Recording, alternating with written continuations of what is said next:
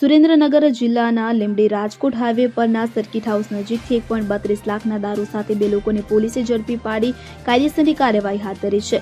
મળી આવતી જાણકારી અનુસાર લીંબડી હાઈવે પર પોલીસ ટીમ દ્વારા પેટ્રોલિંગ હાથ ધરવામાં આવ્યું હતું. તે દરમિયાન બાતમી મળવા પામી હતી કે એક આઈસરમાં દારૂનો જથ્થો સંતાડીને અમદાવાદથી રાજકોટ તરફ લઈ જવામાં આવી રહ્યો છે, કે જેને લઈ પોલીસ ટીમે લીંબડી હાઈવે પર સર્કિટ હાઉસ નજીક વોચ ગોઠવી બાતમીવાળી વાહન આવતા તેને અટકાવી તપાસ હાથ ધરી હતી. તપાસ દરમિયાન આઈસરની અંદરથી માલ સામાનની આડમાં છુપાયેલ દારૂની મોંઘા ભાવની 52 બોટલો મળી આવી હતી, જેને લઈને રૂપિયા 1.32 લાખના દારૂના જથ્થા સાથે ઝારખંડ રાજ્યના આઈસર ચાલક ભુવનેશ્વર હુલાસ યાદવ અને મહારાષ્ટ્ર રાજ્યનો ક્લીનર કાંતિ પ્રેમચંદ નગરિયાને પકડી પાડ્યા હતા. તો આ સાથે દારૂ, મોબાઈલ અને વાહન સહિત કુલ રૂપિયા 15,97,113નો મુદ્દામાલ જપ્ત કરી કાયદેસરની કાર્યવાહી હાથ ધરી હતી.